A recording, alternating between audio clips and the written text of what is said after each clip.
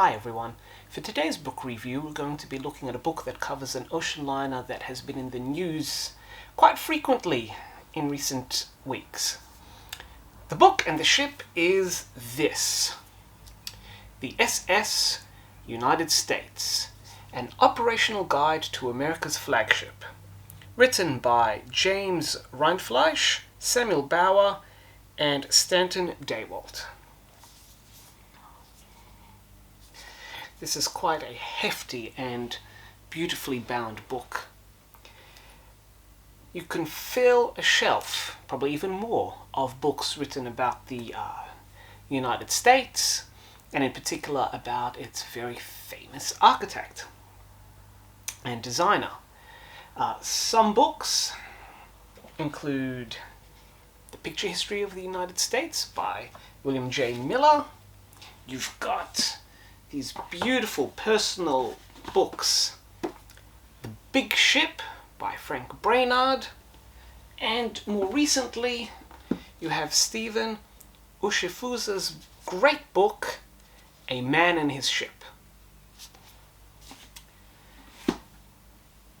Particularly these last two books look at the personalities and the context in which the United States was built and entered service, whereas Miller's book is pretty much a photographic history of the ship inside and out, and as well as its contemporary fleetmates. What sets today's book apart is it's an operational guide, and those are the keywords: operational guide. It is a look at the ship itself. The ship as a giant moving machine that can accommodate thousands of passengers and crew, and troops should the need arise. And this book goes through the construction of the ship, its entry into service, and the bulk of the book looks at what it took to run the ship and how was the ship put together. What were the elements that made this ship run? So we get fascinating insights into the different types of glassware, the different types of blankets, the linoleum patterns on board. What designs were used in the public rooms? How did the public rooms operate? For example, even though the swimming pool was officially open to all classes, because it was a reservation-only system, it meant that generally first-class passengers had the run of the pool. We get wonderful insights into the sign of the times. This ship was built and entered service in 1952, and it was designed to be a pure ocean liner with a strict three-class system. What I found also insightful, and again another sign of the times, is that the crew accommodations were originally designed to be segregated, but a strike by the Maritime Union forced the design to be revised so it could be desegregated. We understand how much paperwork went into running the day-to-day parts of this ship.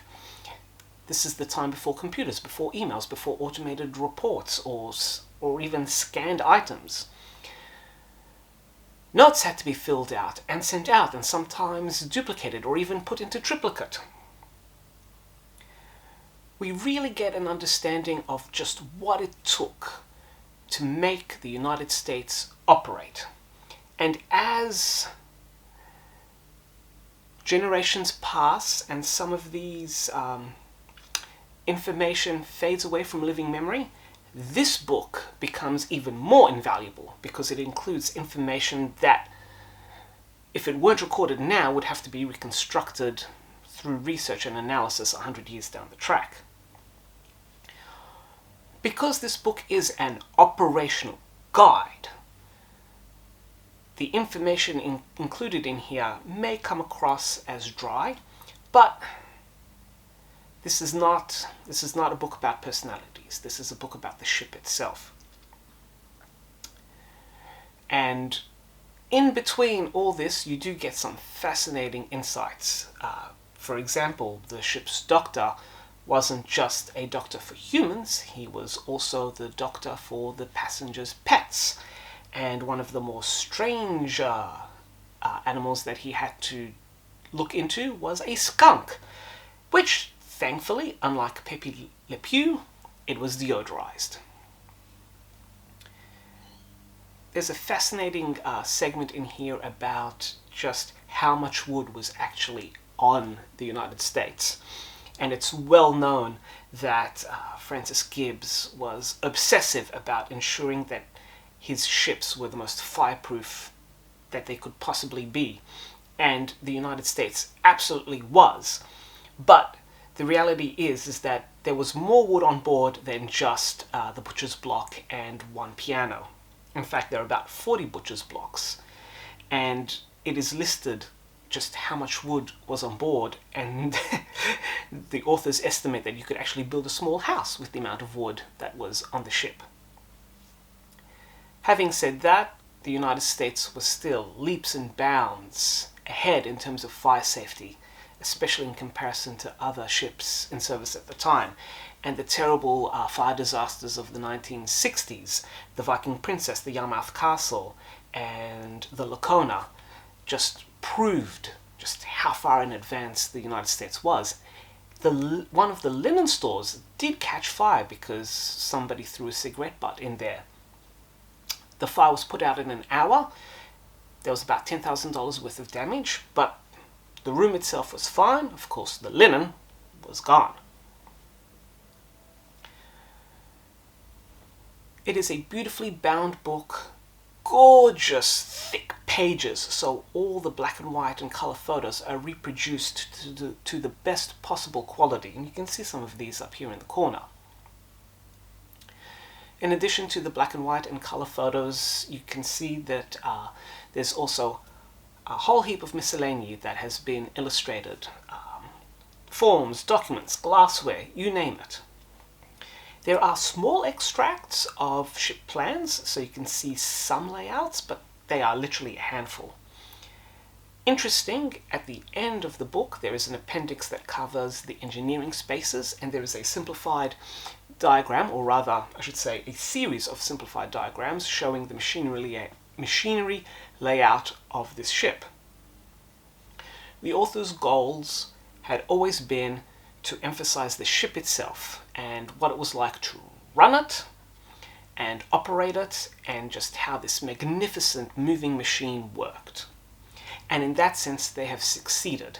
There's plenty of nuts and bolts information in here for anyone who's interested in that side of things to just dig in and read and just be fascinated by what it took to make an ocean liner of the 1950s run.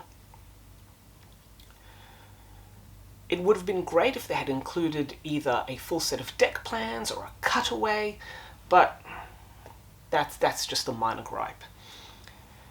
As the story of this ship continues to be written, this is an important book that documents an incredible aspect of this ship's life. Something that occasionally gets ignored when we think about the epic personality of Francis Gibbs and the time and the life and the era that this ship operated in. So, for all the wonderful, fascinating bits of information, for the beautiful layout, and for the immense amount of information that is included in here, this book is a 5 captain's hats. It is a wonderful tribute to how ocean liners, and in particular the SS United States, was run. So, if you enjoy ocean liners, if you enjoy the operational elements of how ships work, and if you are a fan of the SS United States, well then by all means hunt this book down and add it to your maritime library. So, there you have it. An operational guide to the United States, America's flagship.